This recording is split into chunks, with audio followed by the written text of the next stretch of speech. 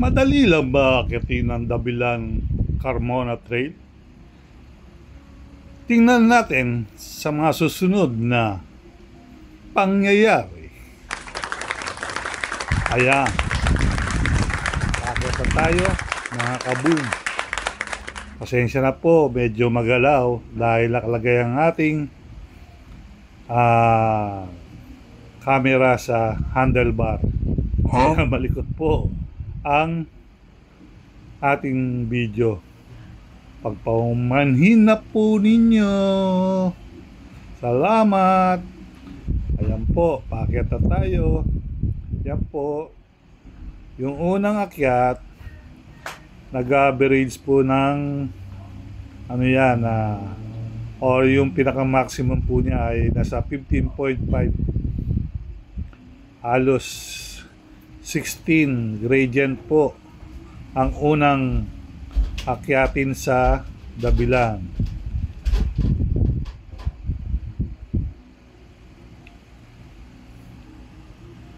Yan po, kita nyo naman, kikita nyo naman sa video, di ba? Taas, oh. Yan ang una. Kahit hirap tayo dyan, pero kaya natin. Kaya, pero hindi tutukod. Si Kaboom dito sa Dabilan Carmona Trail. Yan po. Yung umaga na yan, magandang weather. Makulimlim.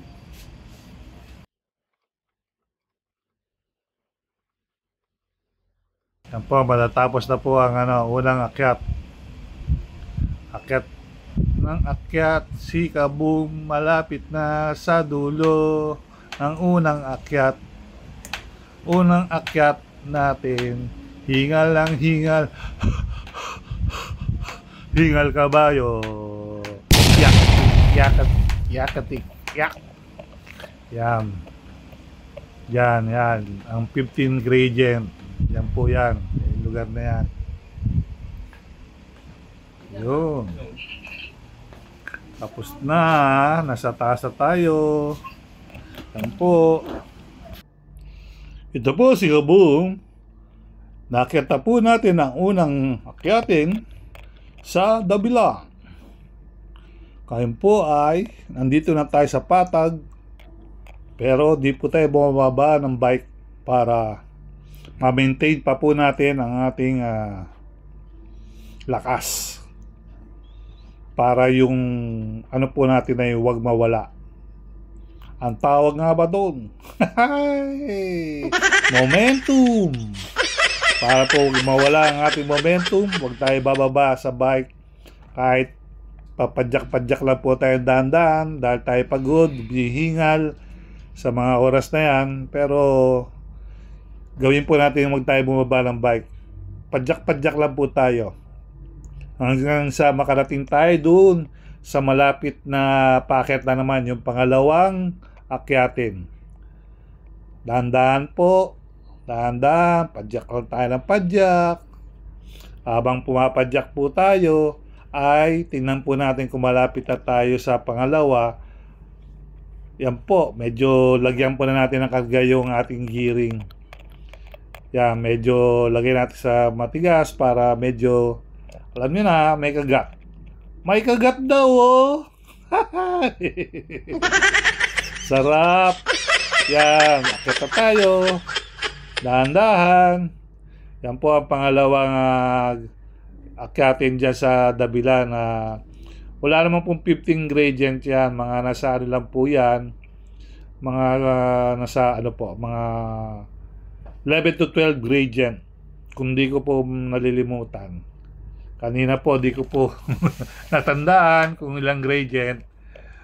Yan po, paakyat na dyan sa pangalawang, abang naakyat natin yung pangalawang akyatin, second climb of Dabilan Carmona Trail.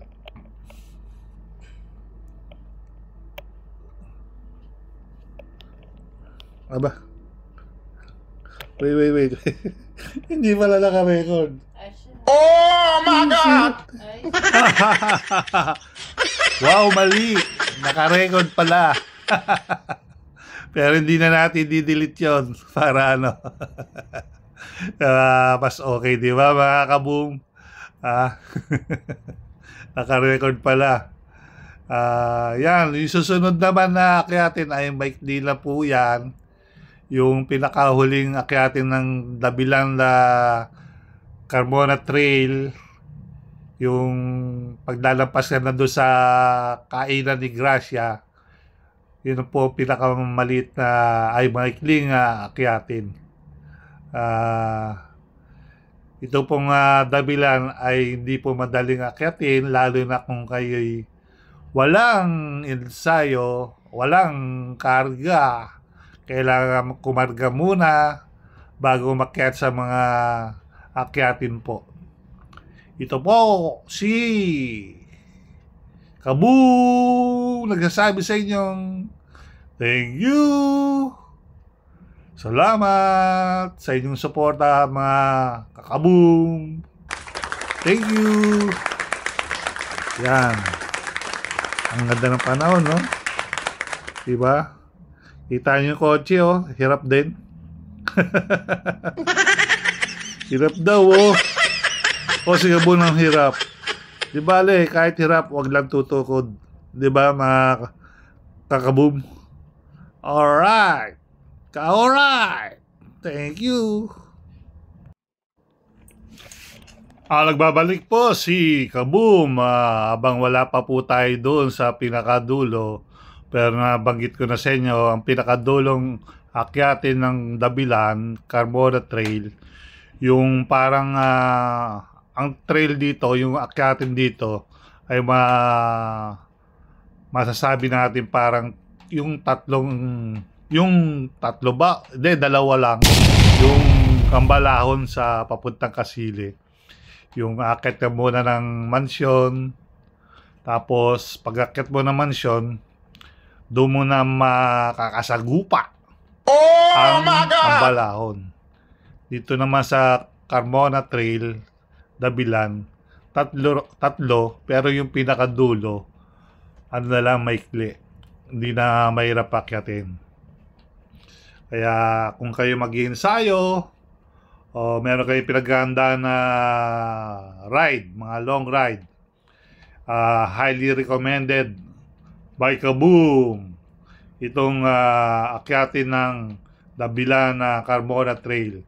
The best po to sa kung kayo mayroong mga pinaghahandang ride. Tulad po kung kayo pupunta ng halimbawang Babagyo kayo, halimbawa Bicol, o kung sa mga long ride, mag-ensayo po kayo dito sa Dabilan. Highly recommended po to. Dahil pag-akit nyo po rito, sa taas, meron pa itong mga rolling. Meron pa itong mga rolling, dito puro patag. Kaya ma-ensayo kayo ng gusto, mga kaboom. Subukan nyo lang po.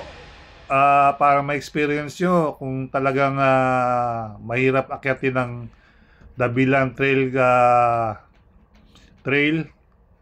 at pwede kung magandang pag-insayuan yung sa taas ng Dabilan. Okay, salamat po mga kaboom. Maraming salamat po. Enjoy, life is short. Enjoy it, baby.